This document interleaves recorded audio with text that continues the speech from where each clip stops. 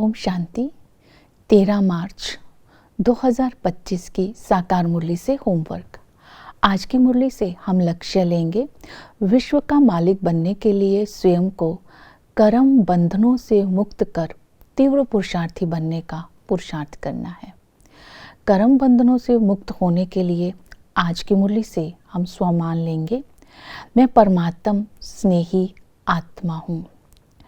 बाबा के साथ योग लगाकर बाबा की सारी प्रॉपर्टी की मैं अधिकारी बन रही हूँ, जैसे ज्ञान की अथॉरिटी, स्नेह की अथॉरिटी, सत्यता की अथॉरिटी, प्योरिटी की अथॉरिटी।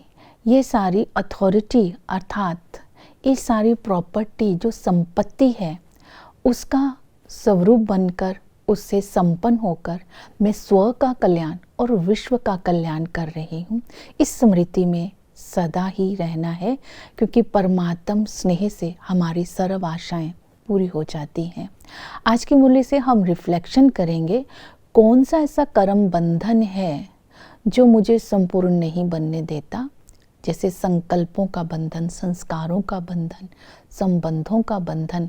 क्योंकि जो संबंध और परिस्थितियां आती हैं वो मेरे ही संकल्प और संस्कारों के कारण आती हैं। तो पहले तो हमें स्व को ही बंधनों से मुक्त करना है, तो संबंध और परिस्थितियों के बंधन तो स्वतः ही खत्म हो जाएंगे।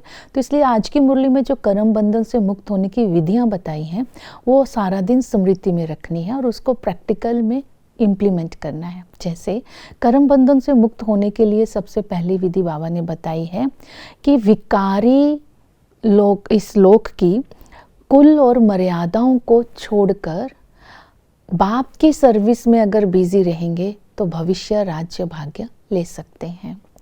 तो सबसे बड़ा बंधन है लोग क्या कहेंगे अगर मैंने ऐसा किया।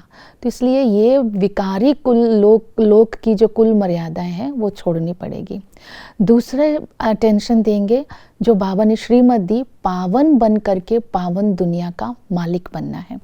पावन बनकर पावन दुनिया का मालिक बनने के लिए श्रीमत दी, देही अभिमानी बनो, क्योंकि देह अभिमान जो माया के अधीन कर देता है तो माया के वश होकर फिर हम बेताले बन जाते हैं।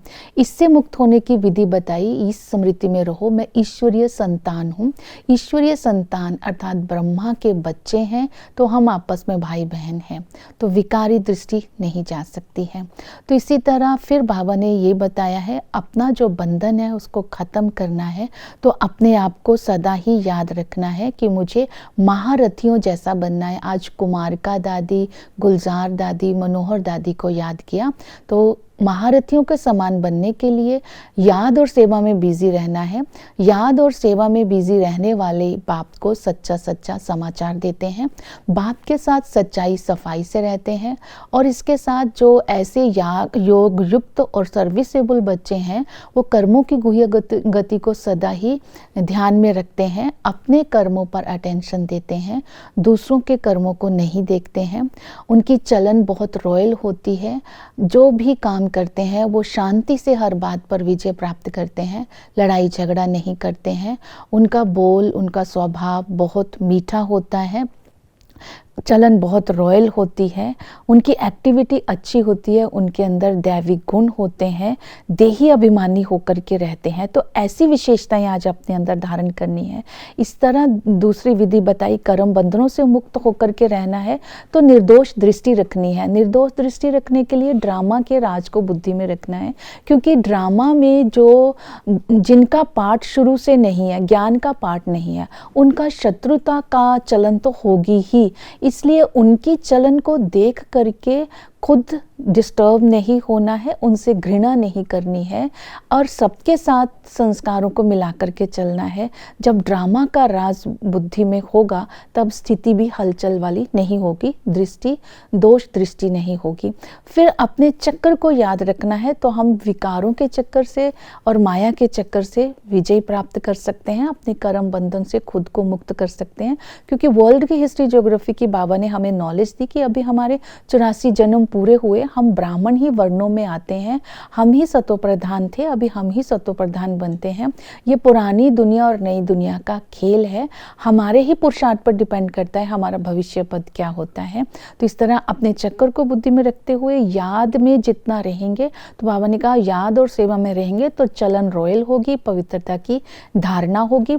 बाप के संबंध से अगर हम याद करते हैं तो हम बाप से सारी प्रॉपर्टी के अधिकारी बन जाते हैं। बाबा हमें विश्व का मालिक बनाते हैं, इस स्मृति व नशे में रहना है। टीचर राजयोग सिखलाते हैं, सारा मदार पढ़ाई पर है, पढ़ाई से ही कमाई होती है।